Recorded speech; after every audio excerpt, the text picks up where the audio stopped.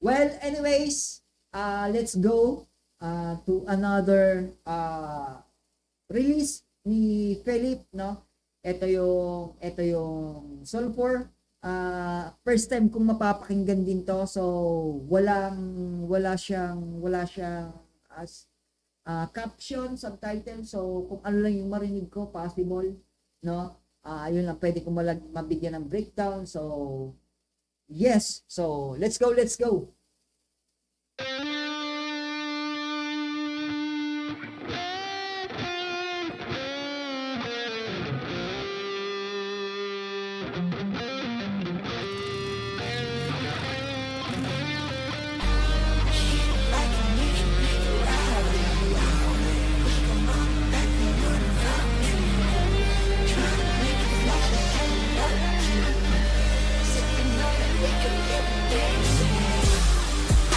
Little smoke, keep the roast with me. Pop the club when you're swimming, baby. Rockstar, make the boys crazy. Yeah, gonna do you down here. In the bank, it's straight down. In the run, I'm cold. Yo! Make them crushed out. Wait. Cause bitches broke. Wait lang ha. Hanapin ko lang yung lyrics.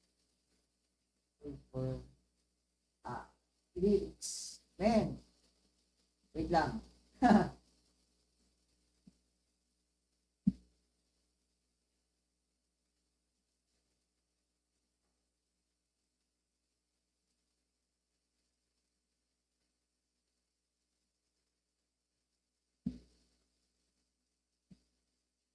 Well, tawag ba dito? First impression ko, no? First impression, again, Philip coded yung mga ganitong style ng kanta. Hip-hop, heavy AOH, tapos yung drop ng AOH nga, and then syempre yung distorted guitar. Madalas, ganun yung ginagawang pang-intro ni Philip. Man, kakaiba talaga gumawa. Para sa akin, sinasabi ko kahapon talaga nung nag-uusap kami ni Mrs. dito, si Philip, iba yung genre niya eh. Pero bakit swak na swak sa pandinig? Alam mo yon?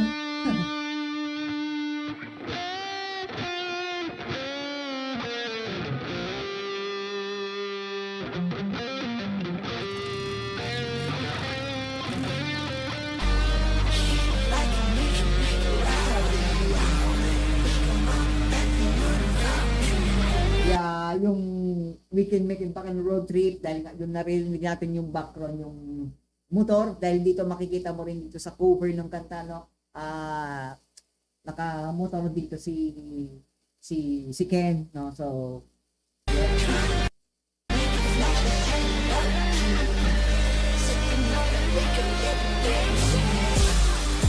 Little smoke, keep the roast with me. let's go! Man, yung boses ni Ken. Tapos, sabayan mo pa ng heavy bass. Man, ang sarap sa tayo namin. Ang sarap sa tayo. Ang sarap sa tayo namin. Let's go. Ulit. Pasensya na.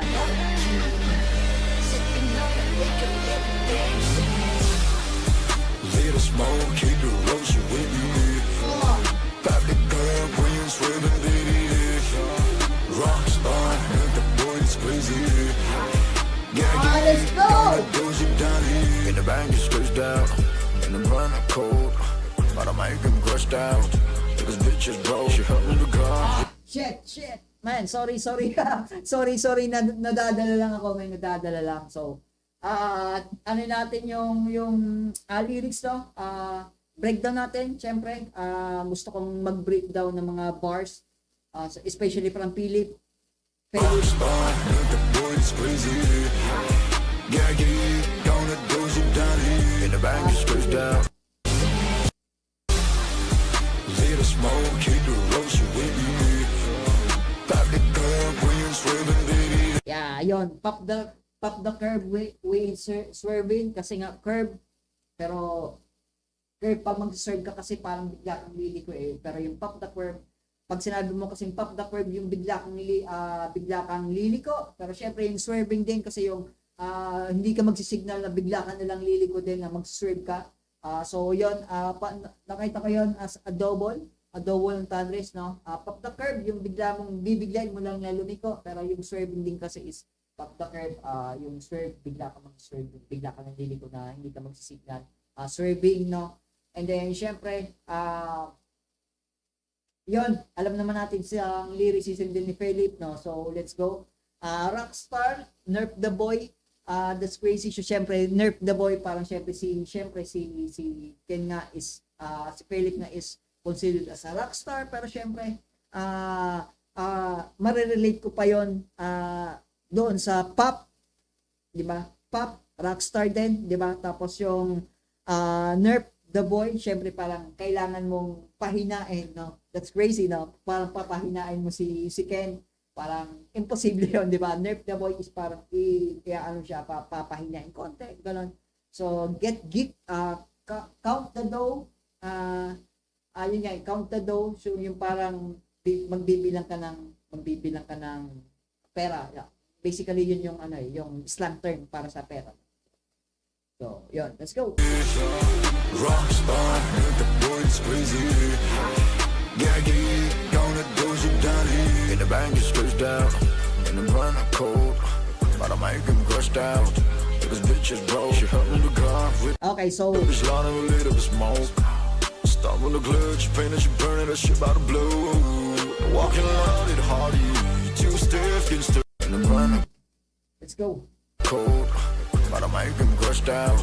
This bitch is broke. She hurt me the car with Okay, so sabi dito ni in the bank, just cashed out. Siyempre galing siya doon sa bangko.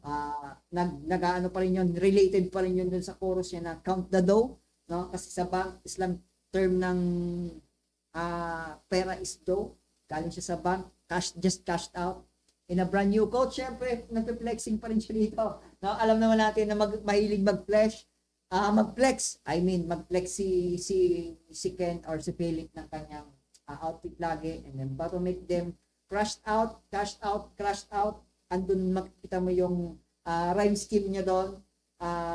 Brand new coat, bitches broke, same time, same pattern, brand new coat, bitches broke, just crashed out, cashed out, crashed out. So makikita mo din talaga yung kung paano niya i-layer yung kanyang sulat, no? Rhyme scheme niya andon. And syempre, crashed out ka, magka-crash out ka lagi. Kung alam mo lagi na broke ka, wala kang pera, automatic magka-crash out ka, no? So yan. So tuloy natin. the bitch line of a little bit smoke. Stop on the clutch, pain that she burning that shit by the blue. Walking around it hard, too stiff, getting sturdy. Rough as your Wait, ano sabi? stop on the clutch, pain that she burning that shit by the blue. Walking around it hard, too stiff, getting sturdy. Rough as your in a collie. On the toes, they around me. Drop it, slash, sweep heavy. Dripping shoes, get cocky. Stepping on fake stars in her city. Drop it slash lift heavy trip, the shoes gets cocky, no? So slash I think masasabi mo dito na parang nag-reference dito kay Slash, no? Kay Slash yung gitarista ng gitarista ng Guns N' Roses. Heavy trip, the shoes gets cocky, no? Kasi may sinabi siya dito, on their toes when they're around me. Rock the show when I call it, on their toes. So rock the show, tapusin na yung kanta, no? Yung show, no? Tapos na yung show, on their toes when they around me, no? Laging nakapaligid sa kanya, no? Nakatayo habang nakapaligid sa kanya. So ayun, stepping on fake stars in their city. Parang napapansin ko kasi dito parang may pinapatamaan siya dito, no? So, stepping on fake stars in their city. Man, iba talaga yung lyricism din talaga ni The fuck with this bitch, get cocky. Ken Stepping dito on sa fake stars in her city. The fuck with this bitch, I hold it, feel me. I'm ready so heavy, can take it up. Catching my package, sticking up. Boy, tryna flex cause I'm big enough. I'm a pretty boy, they be tryna nerve. Yo, Wait up. bro, may ano ba dito? May pinapatamaan ba dito si Philip sa sa lyrics niya? Para sa isang tao ba to? Ibang dating eh, parang ngayon ko lang ulit nakita si Ken na ganito yung lyrics niya, parang it's like parang may pinapatamaan siya dito. Is this a diss track? May diss track ba to? Rolling the dice and work. Bitches entitled, they pushing up. No, they ain't shit, can't bring it up. Fuck out of here with a fake love. Leave the smoke, keep it roasting with me. Pop the gun when you swerving, baby. Rockstar, with the boys crazy. Yeah, gonna do some down here. They came to blow. Red coin on my waist, head to toe. Yeah. Came to ball, get my chromie on my waist. Syempre, yung mga chromie.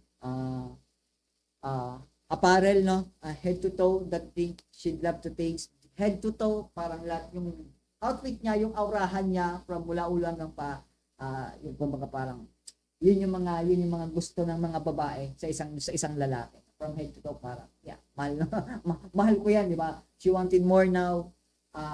Beat, going crazy. So mostly ang lyrics na to, I think talaga may diss track to someone. Di ko alam kung sino yung dinidis niya dito, pero yung lyrics kasi talagang may pinapatamaan siya dito eh. Yun lang, yeah. Depende, yun yung nakikita kong mensahe dito sa kanta ni Philip. I'm not sure kung talagang meron, pero base sa lyrics kasi nakikita ko na ganon yung mensahe ni Philip dito sa kanta niya. Men, yung instrumental. Ang sarap sa tenga ng instrumental. Sabayan mo pa ng boses ni Ken na sobrang husky, sobrang lalim. Ibang klase. Men, definitely, isa sa paborito kong kanta ni Philip to. Possible na ito yung maging top one song para sa akin. Pakanta ni Philip. She wanna know. Now bitches going crazy. She gotta go. Burn shit with soul.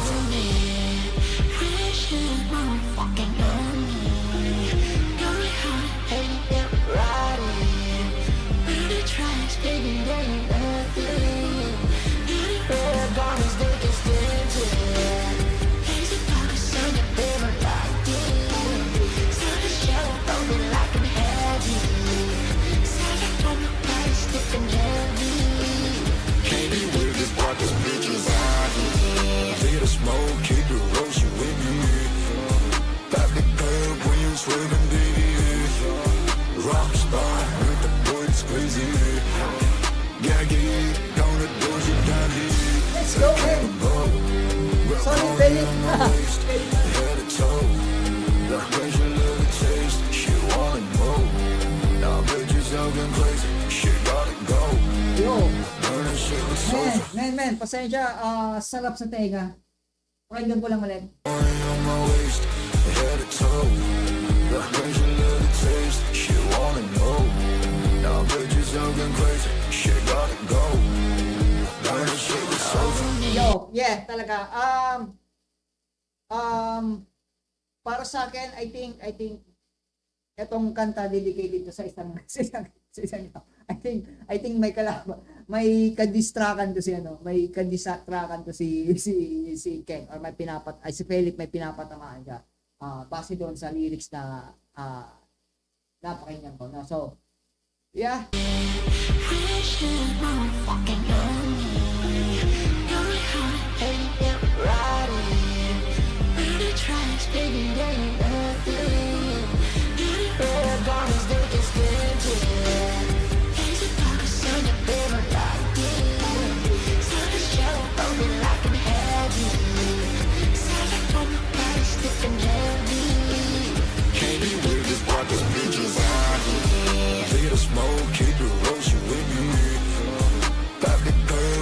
swerving, baby, yeah. Rockstar, with the boy that's crazy, yeah.